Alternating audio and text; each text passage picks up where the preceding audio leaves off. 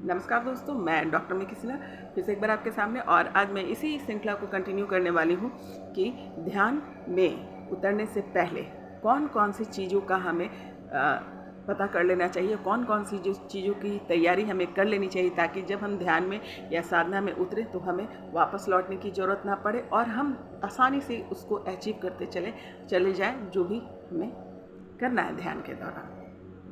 तो पहले पे मैंने बात की थी वो था भोजन और आहार। और दूसरा जो मैं बात कर रही हूँ ये है आचरण, कि आपको अपने लाइफ में अपना बिहेवियर कैसा कर लेना है जिसकी वजह से आपको आसानी होगी अपनी साधना और ध्यान में। पहला कि डोंट बी जजमेंटल। ये जो आसानी से हम जजमेंट देना शुरू कर देते हैं, जिसको मैं सिंपल भाषा में चुगली भी कहूँगी, कि बहुत बार ये हम क्या करते हैं कि एकदम ग्रुप में बैठ जाते हैं और हम जजमेंटल हो जाते हैं लोगों के। वो अच्छा है, वो बुरा है, वो सुंदर है, वो ख़राब है, या किसी भी बात पे आप उससे मतलब है, आपके लाइफ से है या नहीं है, या उतनी प्योरिटी आपके अंदर है, आप उस लायक हैं बोलने के लिए नहीं, पर हम बोल जाते हैं।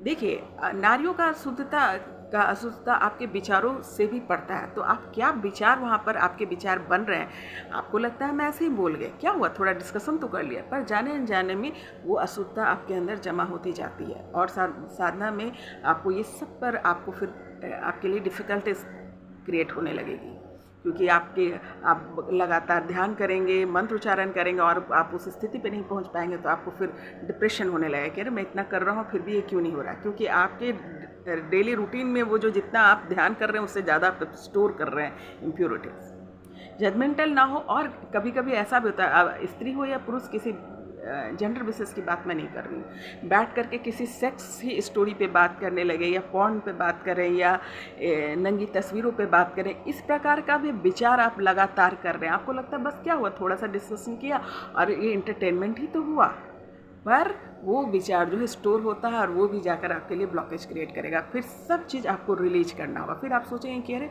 मैं इतना कर रहा हूँ फिर ये रिलीज़ क्यों नहीं हो रहा, मैं आगे क्यों नहीं बढ़ रहा।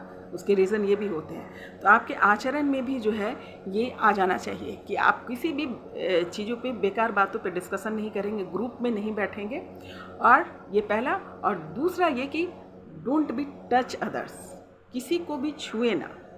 जब आप ध्यान और साधना में उतरते हैं, ये बहुत इंपॉर्टेंट बात है, क्योंकि किसी को छूने, पकड़ने या हाथ मिलाने से आपकी एनर्जी ट्रांसफ़र होती है।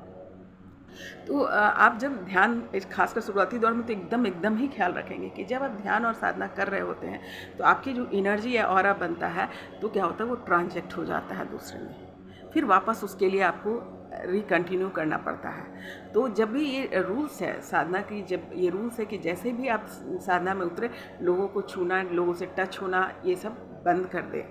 और खुद को भी, कोई आपका पैर छू रहा, हाथ छू रहा, ये सब सोसाइटिकल मोरल से आपने अलग हो जाना और एकदम सजग हो जाना कि कोई भी आपको टच ना करे किसी भी हाल में।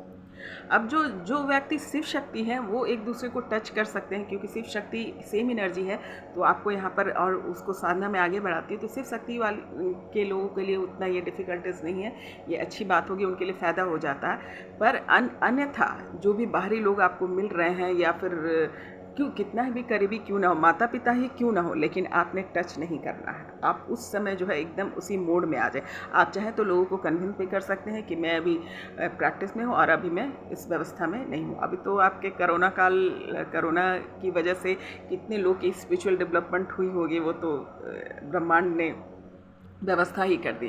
तो अभी तो इस चीज़ों से आप बच ही रहे होंगे कि ये अभी आसान हो गया कि कोई किसी को टच नहीं करता, किसी से गले नहीं मिलता, तो अभी स्पिरिचुअल डेवलपमेंट के चांस भी बहुत बढ़ गए हैं। ये ऑटोमेटिकली हो गया है सोसाइटी में। और मास्क लगाने से भी आपकी सांसों की भी प्रवृत्ति जो है एक दूसरे से मैच नहीं करती, ये भी बहुत अच्छी बात हो गई है। तो इन सब चीज़ों को ध्यान रखिएगा कि जब आप ध्यान में उतरें, साधना में उतरें, तो उससे पहले जो है ये मेंटली प्रिपेयर्ड हो गया कि किसी को आपको छूना नहीं है, टच नहीं करना है, और ज़्यादा से ज़्यादा जो है सेफ रहना है। तीसरा, अकेले रहने की आदत डालें, यानी खुद के साथ। अब खुद के साथ रहने की आदत डालने का सबसे पहला टेक्निक ये है कि आपने सारे काम जो है आप स्वयं से करें, चाहे वो खाना बनाना हो, बर्तन धोना हो, झाड़ू लगाना हो, पोछा लगाना हो, चाय बनाना हो, कुछ भी आपके जितने भी काम हैं सब खुद पे ले लीजिए, इंडिपेंडेंट हो जाइए, कभी भी किसी को अपने काम के लिए ना पुकारें। इवन अपना अगर आपका बच्चा भी है तो भी ना पुकारें, आपका पति है तो भी ना पुकारें, आपकी पत्नी है तो भी ना पुकारें, कितना भी करीबी रिश्तेदार, माँ हो तो भी ना पुकारें। पूरी की पूरी कोशिश कीजिए कि अपने जो भी कार्य हैं स्वयं से करें। खासकर भोजन तो एकदम ही किसी दूसरे के हाथ का ना खाएं। अब पूछिए ये मैं क्यों बोल रही हूँ।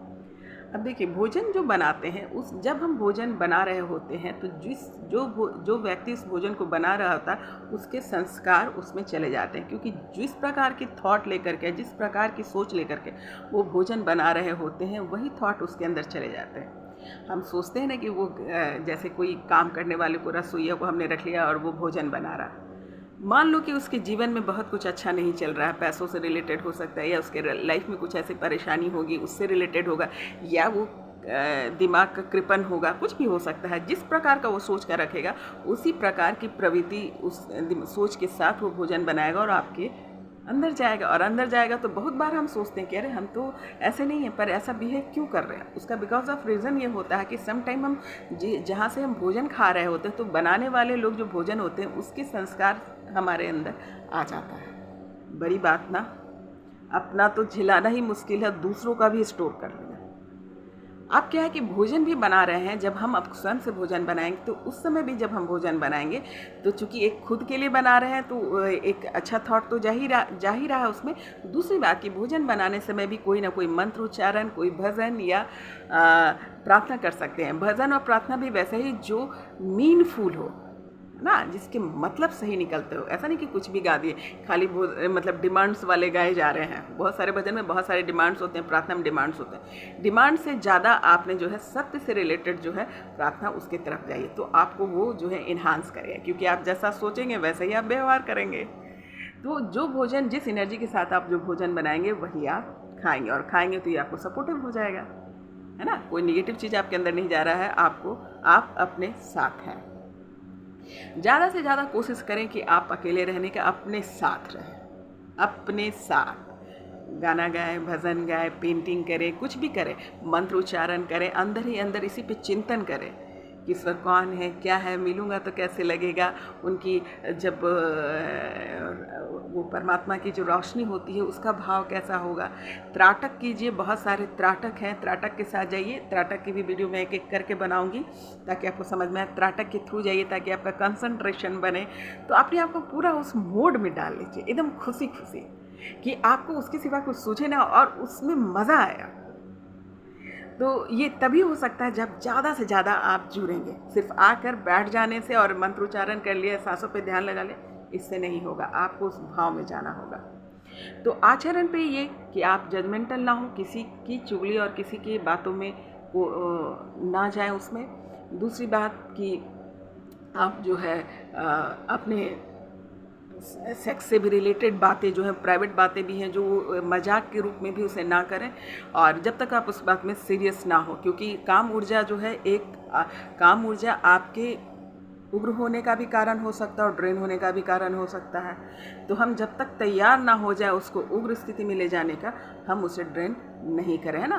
क्योंकि बार बार आप वही सेक्सुअल टॉक करेंगे, उसी प्रकार की बात करेंगे, तो आपको ड्रेन की अवस्था में ले जा सकता है। क्योंकि अभी आप तैयार नहीं हैं, आपकी कुंडली जागृत नहीं हुई है या फिर आपके चक्रास एक्टिवेशंस नहीं हुआ, तो वहाँ पर थोड़ा हम शांति बरतेंगे ताकि इन सब चीज़ों भाव से निकले, उसी भाव में रहें जो हमारा रिसर्च है। तो आचरण आपके लिए बहुत मायने करता है। अब अपने आप से जुड़े, खुद के साथ रहें, मैक्सिमम अकेले रहने की कोशिश करें।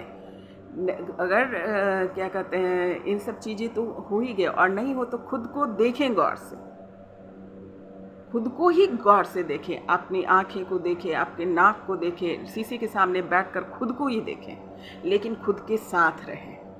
जितना आप अकेलेपन में रहेंगे उतना आपके लिए अच्छा होगा, आप उतना ही अंदर जुड़ेंगे। क्योंकि हम करने क्या जा रहे हैं, खुद से अंदर जुड़ने।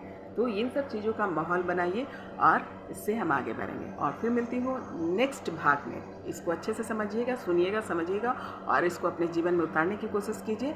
इससे आपको बहुत मदद मिलेगी, आप जल्दी जल्दी आगे बढ़ेंगे। तो फिर मिलती हूँ तीसरे भाग में। नमस्कार।